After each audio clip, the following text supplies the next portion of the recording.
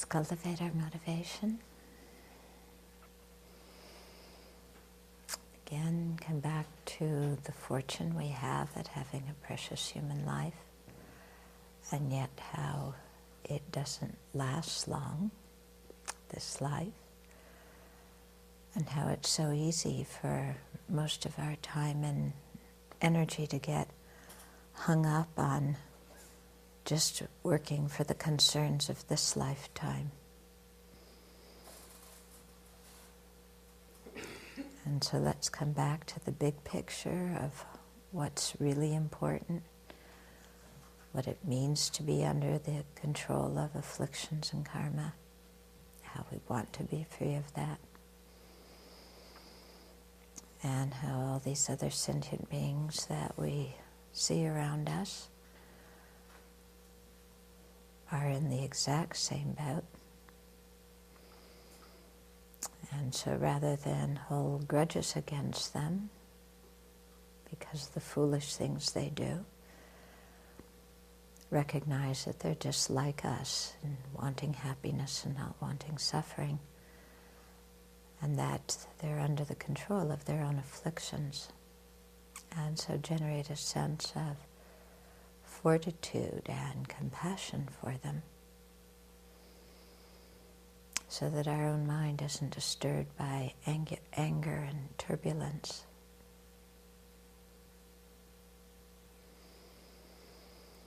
And then generate the aspiration to become a Buddha, so that we'll be able to benefit them in the best way and free them from the afflictions that we can see bind them. And we'll be able to do that because we've freed ourselves from the afflictions that bind us. So generate that motivation.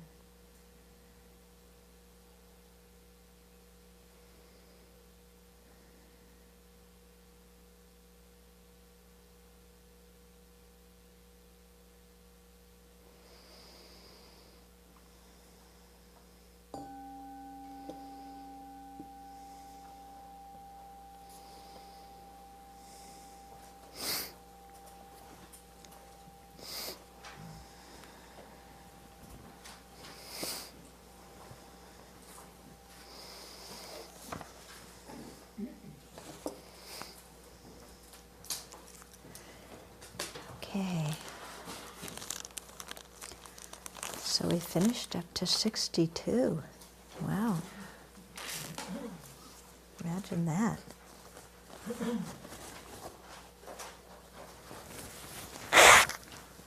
And I really want to encourage people, if you missed the previous years, to go back and listen to the audio recordings. And I don't think, did we must have videoed last year? I'm just this week putting them up, Last year's, yeah, oh. Each day I've been putting one up, so. Okay, and then you'll continue putting this one up. Okay, so it's good, and we have the audio for the first 3 years, and then last year and this year the videos. Okay, so verse 63. By obtaining you for just one moment, even those who must remain in hell for many eons exhaust their karma, and they take rebirth as one of the gods of the 33. So here we're talking again about the benefits of great compassion. So this is referring to an event in a previous life of the Buddha. I'm sorry, this is the next one that refers to that. But this is referring to, well, actually it is. It's referring to that story that we talked about yesterday, when he was pulling the cart, in the hell realms. So this is how powerful compassion is for purifying negative karma, is that instead of having to remain in the hell realms for eons, even a moment of compassion can liberate one from that and help one to take rebirth in the gods of the 33. This is one of the desire realm gods. Okay, I think it's the second level. Okay. Then verse 64. I should say, you know, for some people, taking rebirth in the Deva realms, in the God realms, is like really a big thing. They really want that. Yeah. But they recommend for us not to want that, because if you get born in that kind of realm, you know, you live and it's happy and you have your Beverly Hills existence for a while, and then after that it all collapses again. The karma is used up, and what goes up must come down, so back in a lower realm again. So even though some people really like the idea of having a rebirth in a celestial realm, we're really warned against craving for that, because if we do, then, you know, if we crave for something good in cyclic existence, then we can't generate the determination to be free from cyclic existence. Okay. Then 64. In smothering the masses of the fires of suffering, you are like a great rain, and in burning up the piles of negativities, you are equal to the fire at the end of this time. So here talking about how great, you know, great compassion is in terms of purifying negativities. Okay, so the first part is for soothing suffering. So, you know, the image is like this incredible mass of fire of suffering. Not literally suffering and fire, but, you know, dukkha in cyclic existence is being compared to a fire. And so great compassion is like a cooling rain that puts out the fire. Okay, so this is, you know, His Holiness talks so much about that the actual benefit of great compassion comes more for the person who has it than for the person towards whom it's directed. Okay? So, you know, we would think, oh, great compassion has so much benefit for the people for whom we have great compassion. But His Holiness says, you know, when you have compassion for somebody and you do something to benefit them, you never know how they're going to take it. Yeah, and you never know whether they're going to receive benefit, whether they're going to criticize, whether they're going to be happy, whether they'll complain. You don't really know the outcome of your compassionate action. So he's saying the actual benefit of having compassion comes for the person who has the compassion, not for the person who's the object. Because when we have compassion, then our own mind is free of the torment of anger, and is free of resentment, and isn't tied up in knots. Okay? So here when it's talking about putting out the fire of suffering, you know, it's talking about if we generate compassion, it's going to help us put out our fire of suffering. And then hopefully it'll help other sentient beings, but we can never guarantee. And so this is actually one of the big points in having compassion, is that we've got to make the attitude of compassion and the action we do motivated by compassion the delight in and of itself. Okay? Because if we're expecting that I act compassionately and therefore this person gets their life together, or therefore they forgive me for the horrible things that I've done, or therefore, you know, something happens that's nice. If we're expecting some kind of reward coming from the other person, we're setting ourselves up for disappointment, because there's no guarantee that that's going to come. But when the quote reward, in other words, when the delight of great compassion is just the delight we experience in being free of anger, the delight we experience in feeling good about ourselves, you know, and take that as the reward, then, you know, we're not going to be so hooked on, oh, I did so much for somebody, but look how they're treating me. Yeah. You know, the verse in the 8 verses about somebody we've benefited and trust, treats us very badly. Yeah, oh, that's such an awful situation, isn't it? But you can see, if we've set up the situation in our mind of, I'm benefiting you, I trust you, therefore you should not act this way and you should act this way. Or you should feel this way and you should not feel that way.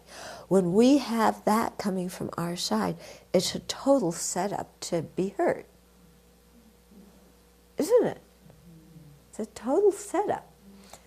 And we're the ones setting it up. Yeah, why? Because we can't control what the other person thinks or does. Out of our hands. Yeah. So in order to avoid being hurt, we have to, backpedal in terms of our expectations and take delight in just feeling good about ourselves because we've done something kind. Not in the sense of being arrogant, like, oh, what a fantastic person I am. But, we should rejoice in our own good deeds. We should rejoice in our own merit and our own virtue. And so, to do that, rejoice, feel good about it, and let that be sufficient. Okay? It's hard, isn't it? It's hard. Yeah. Because we always have this mind of, kind of like, well, I did this, you should do that. Of course, we never bother to check with the other person that they agree to this deal. Do we? We just assume, And often we say, well, this is just normal human convention. If somebody's kind to you, you do this. That's true. It might be normal human convention, and that person might be acting obnoxious, but still, what can we do about it? Yeah? So as my mother used to say, don't knock your head against the wall. Okay? Because it's not going to do any good. So we have to somehow, just keep releasing these expectations. Is that making some sense? Yeah? But it is hard. I mean, at least they could do is say thank you. Is it so much sweat off their back? Come on, I've sacrificed so much for so long with earnest compassion and real love and went out of my way. And sometimes it was so inconvenient, but I care so much about them that I did this out of the goodness of my suffering heart. I did this for them. Is it so much trouble for them just to say thank you? Well, apparently it is.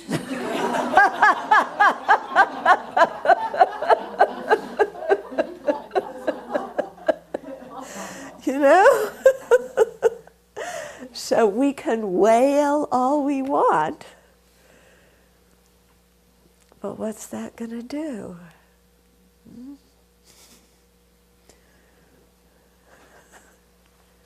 I'm sure we all have many tales like this, don't we?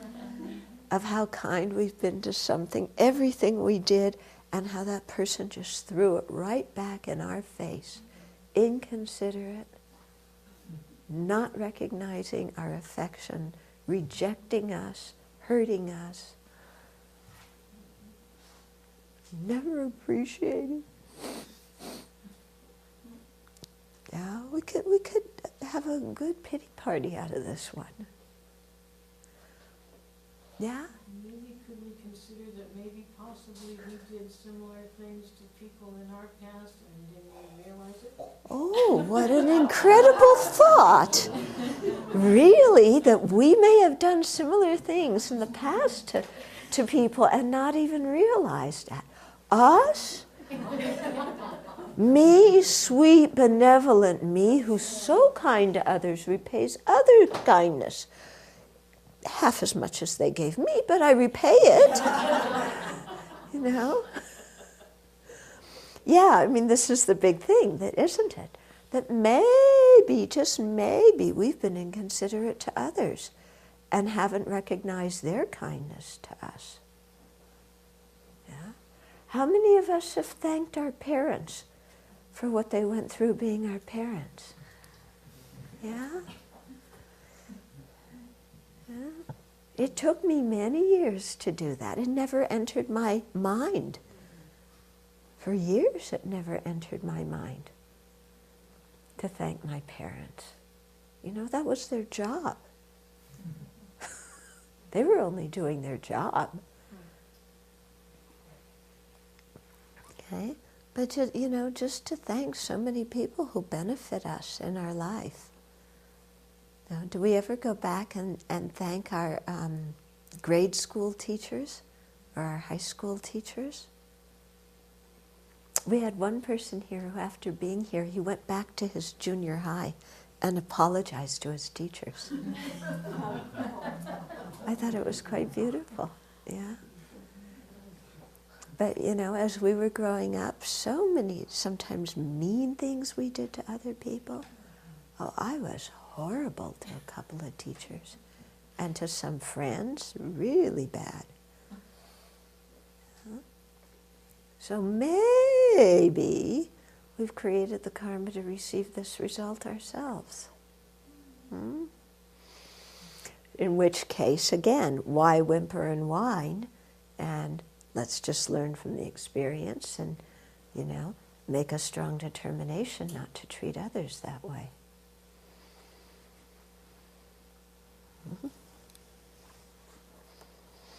And in burning up the piles of negativities, you are equal to the fire at the end of time. So when they talk about the eons of, you know, evolving and declining of the universe, there's various ways in which the universe is destroyed, and one way is by fire. Okay, so sometimes by water, sometimes by air, sometimes by fire. So compassion is compared, you know, if the universe ends by fire, everything burns up in the conflagration. So, you know, in a similar way, great compassion helps the negativities to burn up like that. And you know, the thing about great compassion is, even though we shouldn't expect anything from anybody else if we do something out of compassion for them, it's amazing sometimes what an effect our kindness can have on somebody. Okay, and I think this is, you know, especially applies to young people. Sometimes, you know, adolescents are completely lost, or children very lost, and all it takes is one adult to like see the potential in that child and befriend that child or that adolescent, can completely turn around their life. Yeah. So, and on the other side, why we shouldn't expect thanks from acting compassionately. We shouldn't underplay the force that even seemingly small, kind actions can have on somebody's life. Okay, whether they thank us or not. And so to do this, because in a way this is our sense of integrity, you know, according to our own integrity, our own self-respect, I should act, you know, with kindness, with compassion towards others. Okay, verse 65. As soon as he generated the compassion that wished to relieve sentient beings of headache pains, Priyaputra was liberated from the hellish punishment of the revolving wheel. So this refers to the time when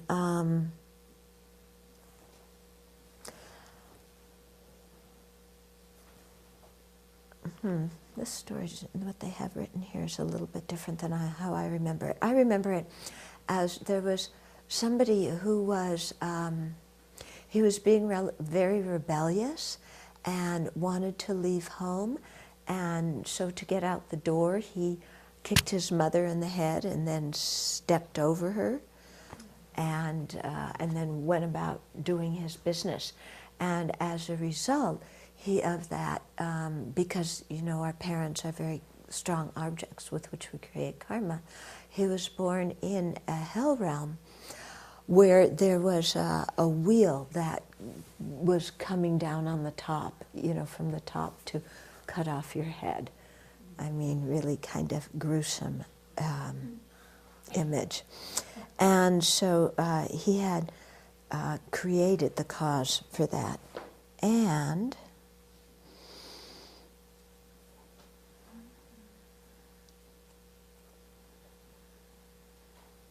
okay, so then when he was Priyaputra, when he was born in the hells, when he was experiencing this suffering, he generated the wish that nobody be free of such pain, that he be able to... Huh? Everybody experience such pain. Yeah, sorry. That everybody be free of such pain and nobody experience such pain. And by the thought of that compassion, then his rebirth in hell ended at that point. Okay, so again, the power of compassion to burn up the negativity that otherwise would result in a lot of suffering. So these kinds of things are quite unusual to happen, because very often as soon as a negative karma starts to ripen, there's so much momentum there that it just keeps going.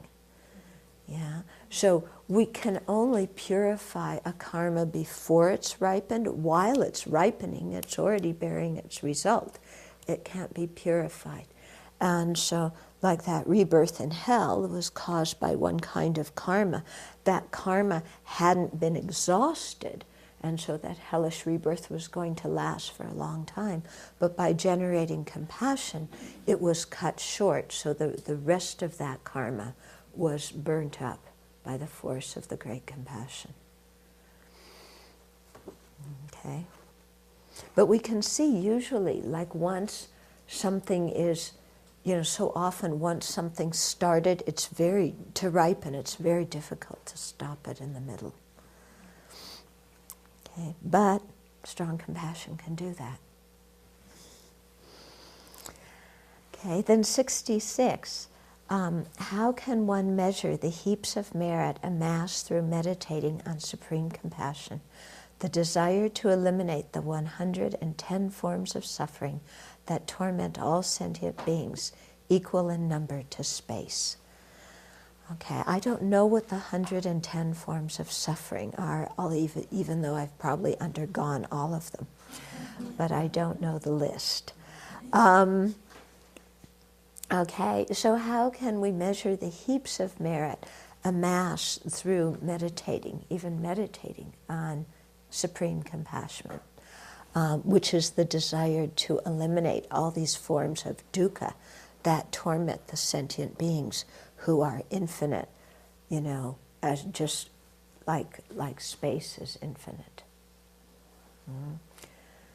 Okay, so if you have infinite compassion for infinite beings who are as infinite as space, then, so great is the merit that is accumulated, so great are the negativities that are purified. So here he's been talking a lot about the benefits of compassion, and it was reminding me of in Guide to a Bodhisattva's Way of Life, where Shantideva talks about the benefits of bodhicitta. So we remember we talked about great compassion being a cause of bodhicitta. It's not the same as bodhicitta, but it's a cause. Okay? And so in the first chapter here, he talks so much about the benefits of bodhicitta. So I thought I would just read a few verses here and there to give you some kind of idea. Because we'll notice in the teachings that so often when presenting a topic, they'll talk first about what are the disadvantages of not, familiarizing ourselves with this topic, and what are the benefits of familiarizing ourselves with it. Yeah. So it's kind of like the Buddha's sales pitch, If you don't have great compassion, all this negative stuff's going to happen to you, And if you do have great compassion, it's just like this laundry soap, It's going to bring all these benefits. But if you use the wrong laundry soap, you're going to get all these problems, and everybody's going to walk out on you.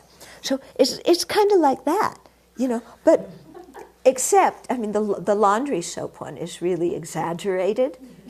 Yeah, but here, seeing the benefits of bodhicitta and the drawbacks of not having it, that's not exaggerated. Okay, but it's very helpful for our mind to understand it, because then it gives us more inspiration and more joyous effort to develop the awakening mind. Okay, so I thought I'd read a few of the verses to you.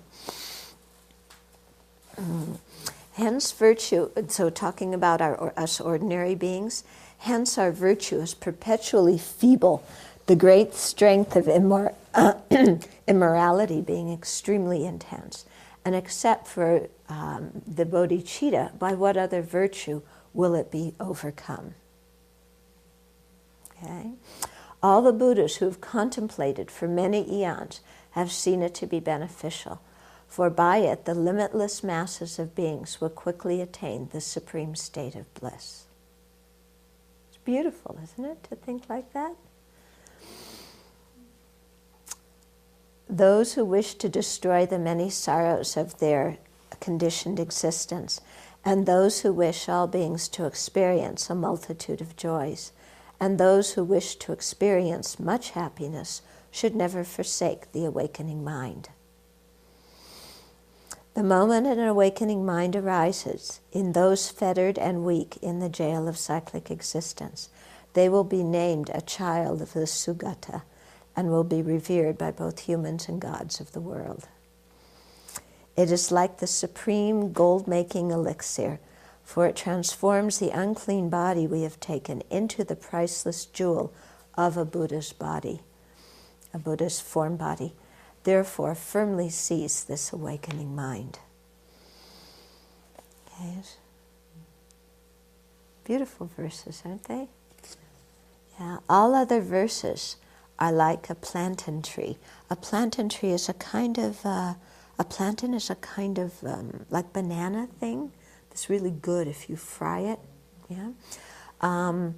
But the stalk, the trunk of a plantain tree is empty. Okay, so all other virtues are like a plantain tree, for after bearing fruit, they simply perish. Yeah, after the plantain tree has its fruit, then the stalk is hollow, there's no essence to it, it collapses. Yet the perennial tree of the awakening mind unceasingly bears fruit and thereby flourishes without end. So any merit we create under the influence of bodhicitta never gets exhausted. Yeah, if we motivate it for full enlightenment, dedicate for full enlightenment, that merit never gets exhausted. Like entrusting myself to a brave person when greatly afraid, by entrusting myself to this awakening mind, I shall be swiftly liberated.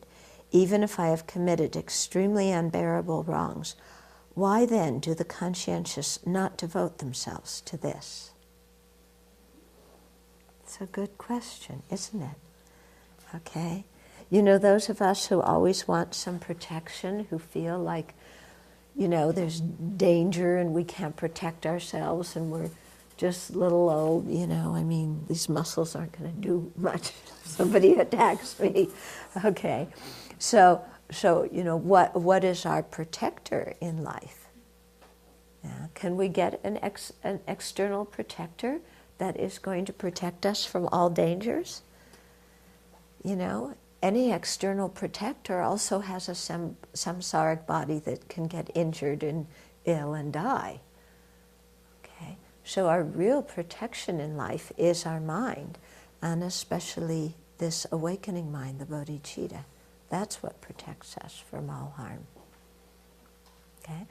And you can see, if you ask, how does it protect us from harm? Okay? Well, first of all, when we have bodhicitta, the mind is virtuous, so we aren't creating negative karma, so we're not creating the cause of suffering ourselves. Second of all, when we have the bodhicitta in our mind, this virtuous state of mind, then even if we meet people who might potentially want to harm us, you know, we're going to respond totally differently. We're not going to be afraid of them. We're going to see them with compassion. And that very often in itself can just diffuse the situation. Yeah? Because if somebody wants to hurt us, if we're afraid, they feed on that fear. Yeah? If we can stay calm and with a mind of compassion, it can often diffuse it. Hmm? And even if it can't, even if somebody does physically harm us, with a mind of bodhicitta, we don't harbor any resentment against them. You know? And so then our mind is free of the pain of, you know, reliving the situation again and again, asking why me, or saying it isn't fair, or whatever it is. Yeah? So it really helps the forgiveness aspect of it. Okay, then there were some other ones. Mm-hmm. 21.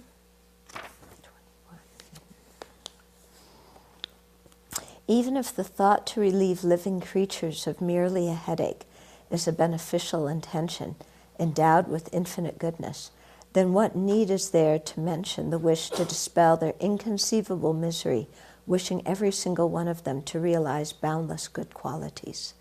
So this is referring to the story that we just told. If even that thought to relieve living creatures of merely the headache or the pain, you know, a head pain, like this event in hell, is a beneficial intention endowed with infinite goodness, enough to make that hellish karma get exhausted and the person take rebirth in the God realm, then what need is there to mention the wish to dispel all their inconceivable dukkha, not just the head pain, but all the inconceivable dukkha, and not just of one sentient being, but of every single sentient being, and not even just realizing them to be free of that dukkha, but wanting them to have boundless good qualities.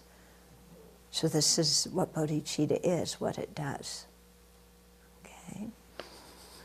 Do even fathers and mothers have such a beneficial or benevolent intention as this? Do the gods and sages, does even Brahma have it? Okay, we usually think of our parents as the beings who have been very kind to us. Do they have bodhicitta? Do they want us to become a Buddha? Do they want us to be free of every suffering and cyclic existence?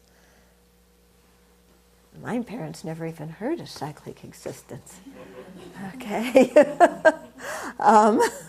Yeah. Do even all the beings in the God realms, do the non-Buddhist sages, you know, do they want us to have this benevolent intention of bodhicitta? No. I mean, most beings aren't even interested in it. Okay? So if these beings have never before even dreamt of such an attitude for their own sake, how would it ever arise for the sake of others? So if all these other people can't even think of having bodhicitta themselves, how could they even wish us to have it? Okay. So then you can see just how powerful it is and what an incredible gift the Buddha is giving us by teaching us how to generate bodhicitta. This intention to benefit all beings, which does not arise in others even for their own sake, is an extraordinary jewel of the mind, and its birth is an unprecedented wonder. How can I fathom the depths of the goodness of this jewel of the mind, the panacea that relieves the world of pain and is the source of all its joy? Okay. So you can really see how bodhicitta is the source of all joy, because a Buddha, before being a Buddha was a bodhisattva. To become a bodhisattva, one has to have bodhicitta. To become a Buddha, you have to have the aspiration to become a Buddha for the benefit of all beings. Okay? So the Buddha's, becoming a Buddha is all due to bodhicitta. And every single virtue that we create is due to the Buddha, because somehow us knowing how to create virtue is due to receiving some instructions from somebody somewhere along the line, you know. And one way or another, usually those instructions can be traced back, you know, to somebody else who told us, somebody else told us, to the Buddha. Okay? And so thus to the bodhicitta. And all the beings who are liberated from cyclic existence, you know, even though they're arhats and they don't have bodhicitta themselves, still the fact that they were able to practice the path to arhatship is due to the bodhicitta of the Buddha, because the path was described to them by the Buddha. You know, so if the Buddha didn't have bodhicitta, if the Buddha didn't have great compassion, then them receiving the teachings which enabled them to become arhats would never have happened.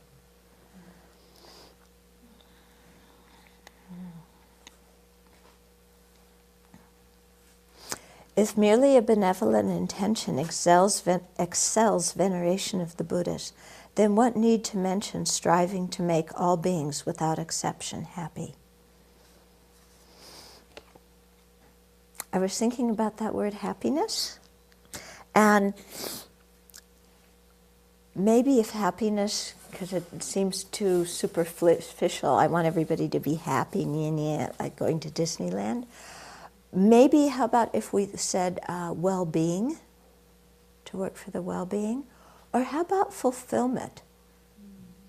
So that all beings experience fulfillment, or an internal peace and fulfillment, something like that. Although wishing to be rid of misery, they run towards misery itself. Although wishing to have happiness, like an enemy, they ignorantly destroy it. It's talking about sentient beings. For those who are deprived of happiness and burdened with many sorrows, it satisfies them with all joys, dispels all suffering, and clears away confusion. Where is there a comparable virtue? Where is there even such a friend? Where is there merit similar to this? If whoever repays a kind deed is worthy of some praise, then what need to mention the bodhisattvas who do good without it being asked of them? The world honors as virtuous one who gives a little plain food, disrespectfully to a few beings, which satisfies them for only half a day. What need be said, then, of one who eternally bestows the peerless bliss of the Sugatas upon limitless numbers of beings, thereby fulfilling all their hopes?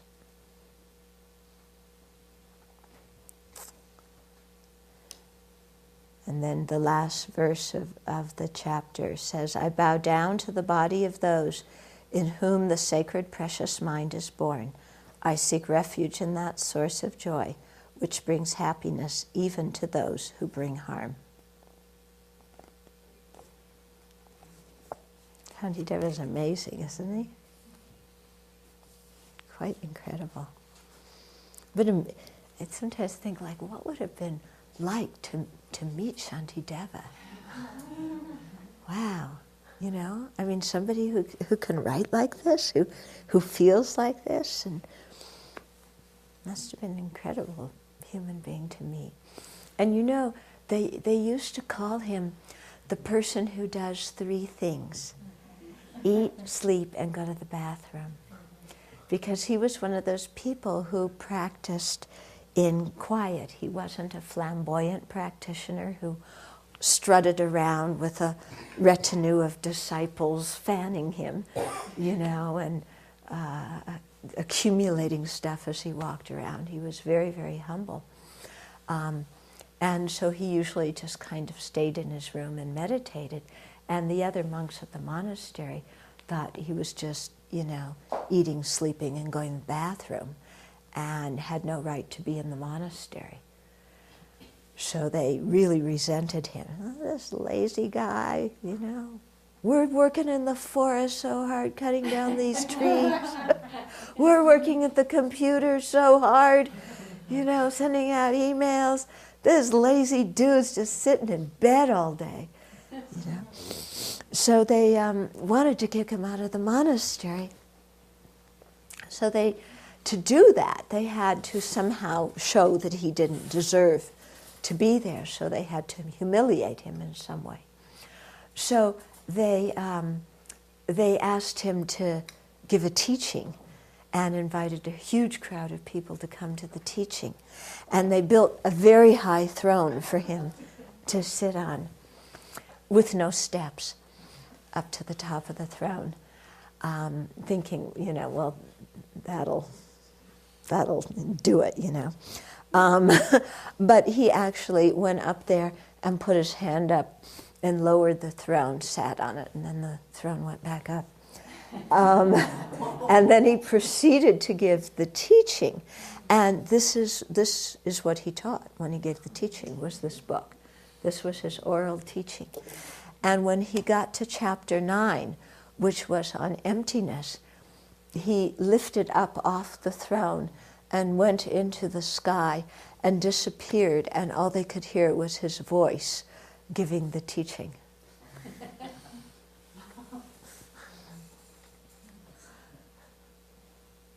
That's what they say.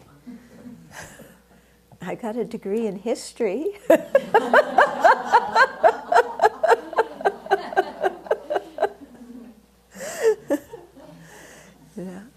But it's always a good lesson, We don't know really who is a real practitioner. It's not always the people who make a big splash and seem very charismatic.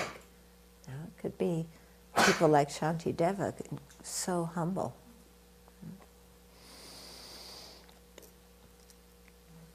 Okay. When other bodhisattvas and Buddhas of the good eon would look upon sentient beings, those who live up to the age of 100, during this evil time of the appearance of the 5 degenerations, seeing them as difficult to subdue, they would give up discouraged. But at that time, the Brahman Samudrabhadra, with the courage of his great compassion, perfectly made 500 aspiration prayers and accepted the fortunate disciples as supreme. Okay, so, actually it continues. The Tathagata, Ratnagarbha, and so forth, the Buddhas of the 10 directions and their spiritual children, scattered abundantly the flowers of praise by calling him the precious white lotus. By the proclamation of the excellence of great compassion, that the proclamation of the excellence of great compassion is the method of extolling the greatness of their biographies, proves that you are the first great tutor for the Buddhas of the 3 times. Okay, so what this is talking about, these 4 verses. So apparently they had a big congregation of bodhisattvas at one time. I think they often have big congregations of bodhisattvas.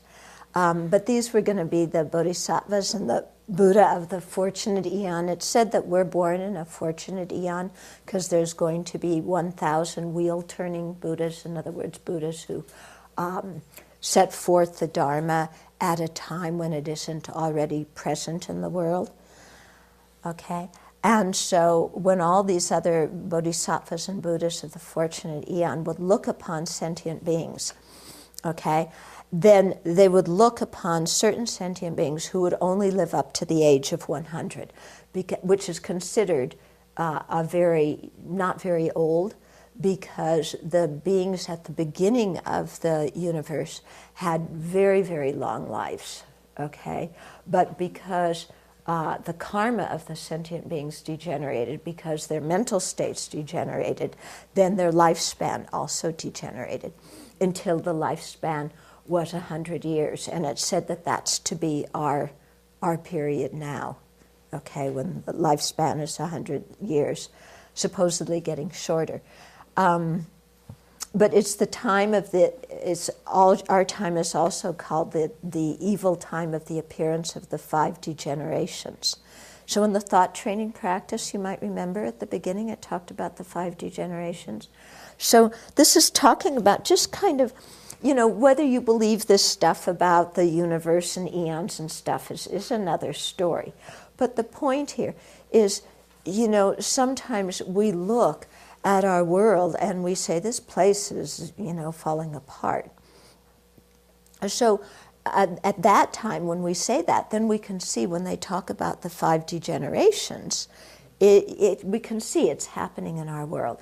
So these 5 degenerations, first of all, the degeneration of time. So that means that there's a lot of war, there's famine, there's exhaustion of material resources. There's oil spills, there's, devastation, there's nuclear dumping. Okay, the second degeneration of the sentient beings is the degeneration of sentient beings. So they have bad ethics. We see that in the news all the time. They're intolerant, they behave outrageously. No gun control. People, kids can get guns, They try and do gun control and the Supreme Court shoots them down. I mean, it's crazy. Yeah, the best court in the land is, doing this kind of thing. Okay, the third one is view, that nowadays people have many wrong views. They don't believe that their actions have any ethical dimension. They have very little interest in restraint from non-virtuous actions, and for doing virtuous actions, their minds are just, kind of don't have any view about karma and ethics, let alone about emptiness. The fourth one is the degeneration in terms of afflictions, that sentient beings' afflictions are very strong, and we can see that, how people are so hedonistic now and just thinking, about material goods, about their own pleasure, not thinking about others, not thinking about future generations, not thinking about other forms of life that we share the planet with. So very strong afflictions. And then the 5th degeneration is in lifespan, that the lifespan decreases due to the strength of afflictions, and so due to pollution, due to accidents. So on one hand, we could say, our lifespan is increasing due to modern science. On the other hand, when you see what it's like just to have the body kept alive without the mind being present, it's not wonderful. But we see there's all sorts of accidents now. There's new diseases, there's pollution, okay? And so due to all those kinds of things, many people are dying younger too. Okay? So in this time of the 5 degenerations, when the lifespan is only 100, at this conference of bodhisattvas and Buddhas of the fortunate eon, they were trying to decide who is going to manifest, who is going to be the Buddha that's going to teach these beings at the time when the lifespan is 100. And all the other bodhisattvas and Buddhas said, I'm busy, sorry, that's a nice request, but, I have a lot of prior engagements and a point, I'm really too busy, I'm very sorry, I can't do that. Okay, and the other bodhisattvas and Buddhas said, good luck. And instead, this one Brahmin named, what was his name? Samudra Raja, okay, with the courage of his great compassion, perfectly made 500 aspiration prayers and accepted these fortunate disciples who were going to live at the time when the lifespan was 100. he accepted those disciples as his supreme disciples. So this Brahma was a previous life of Shakyamuni Buddha. Okay. So that's why we say that we have a special karmic connection with Shakyamuni Buddha, because all the other Buddhas and Bodhisattvas were too busy to take care of us, and he volunteered. Yeah, and the other ones went, oh, thank goodness. You know, he's going to take care of those guys. You know, because they're really too much.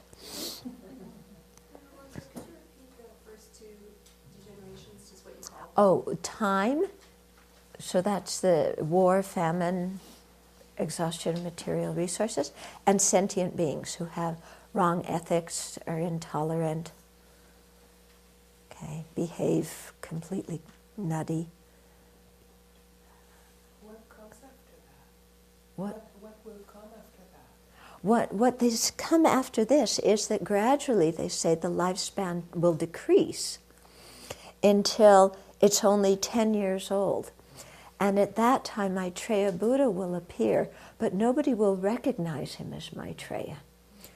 But somehow he'll do something so that sentient beings start keeping better ethical conduct. The lifespan will increase again, and then at another certain point in the future, Maitreya, who's the fifth Buddha of this fortunate eon, will appear. So that's why sometimes in dedication prayers they say that we pray to be a disciple of Maitreya Buddha.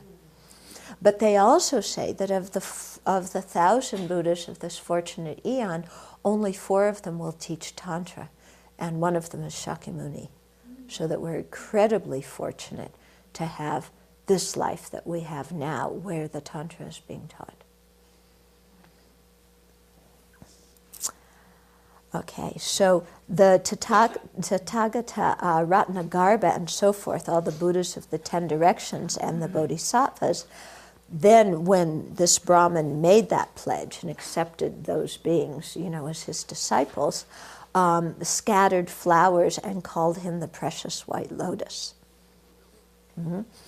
And that proclamation of the excellence of great compassion is the method of extolling the greatness of their biographies. So, you know, all these Buddhas and Bodhisattvas that we read of, you know, why are they so highly regarded? It's because of their great compassion. Okay?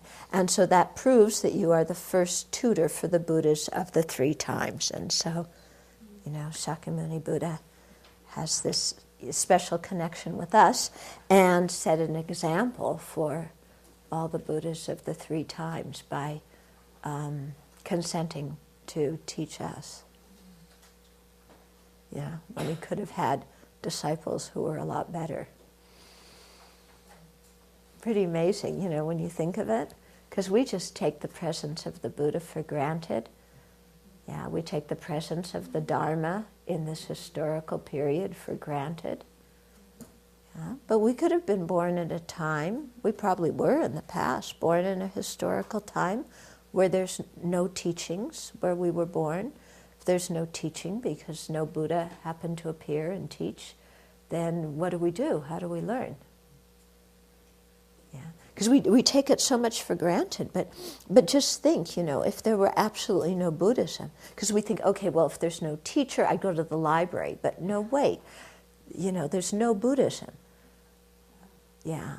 So what are you going to do if you're born in a historical time where there's no teachings whatsoever, and you have this incredible, strong spiritual yearning, and you go here and you go there looking for a path that makes sense to you, and you can't find anything. Yeah. And so how fortunate we are to have met the teachings now and be able to practice them.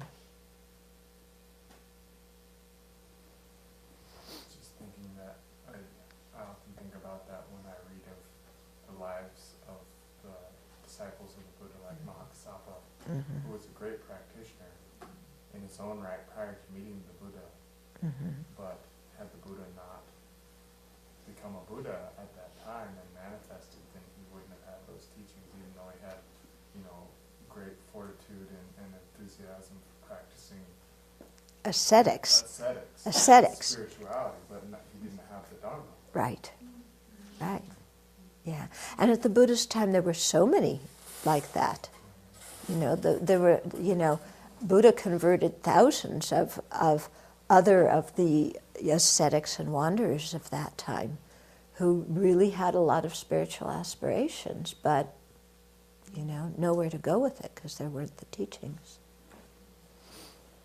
I also think, for my own mind, that considering how large and vast a time the great eon is, the fact that we are living 2,600 years only after the time of his life, and that we have the purity of the teachings, is that I start sometimes to get this sense of our responsibility as sentient beings with this bodhicitta motivation to make sure that we hold it as purely as we can, and to make prayers that we continue in future lives to keep the purity of the Dharma, because it's degenerating so soon after he's been in this world, and it's still got another 99 hundredths of an eon to go. What shape will it be in if we don't hold the purity of it? Yeah.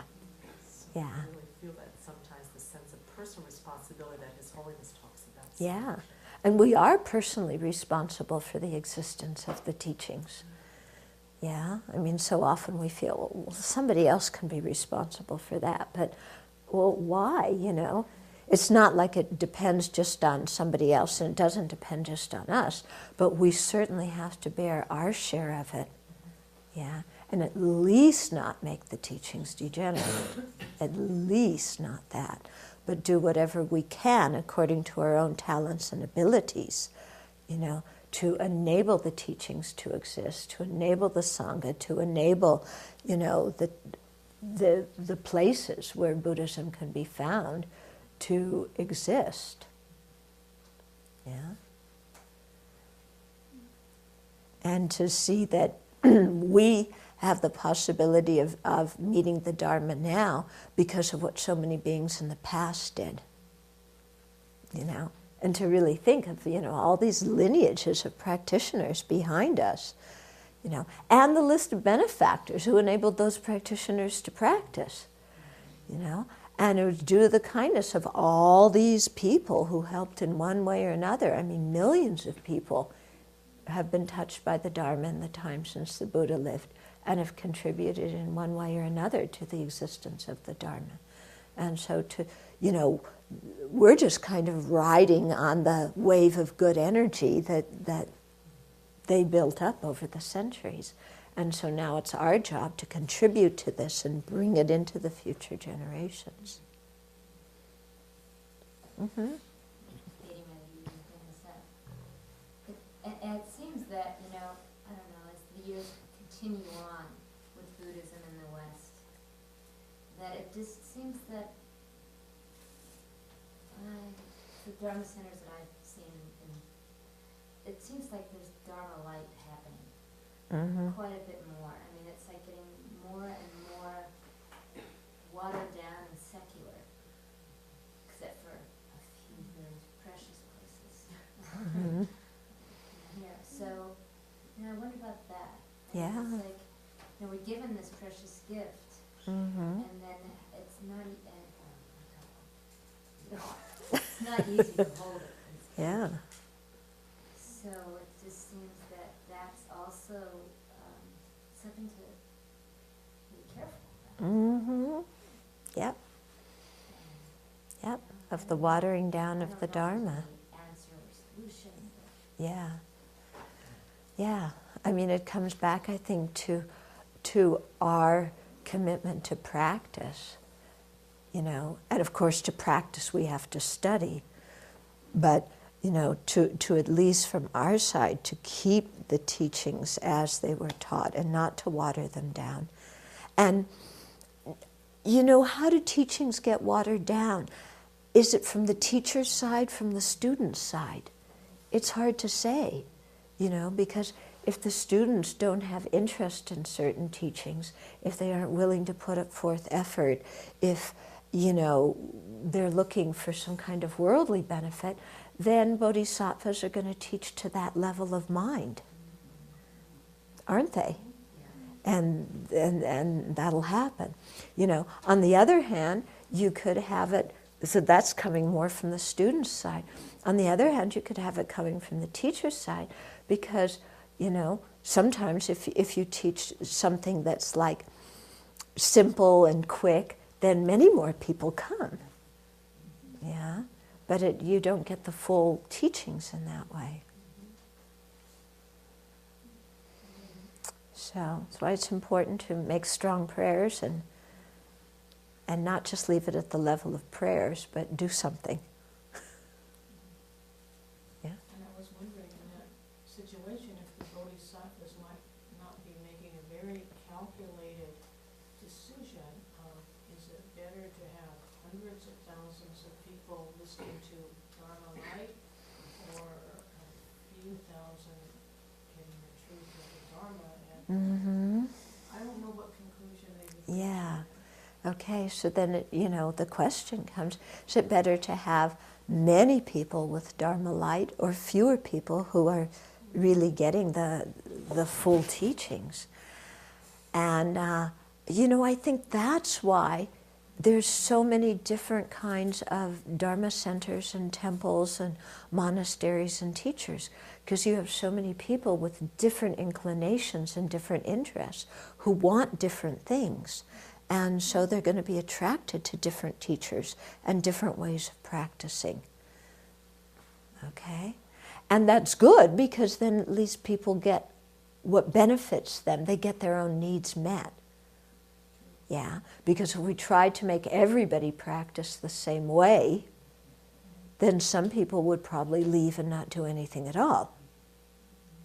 So it's better they do what they're able to do and get some good imprints on their mind.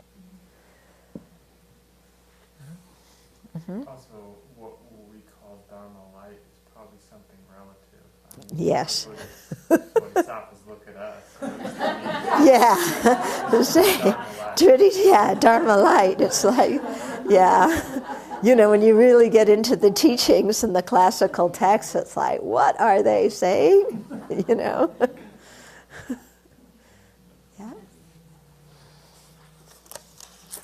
Okay.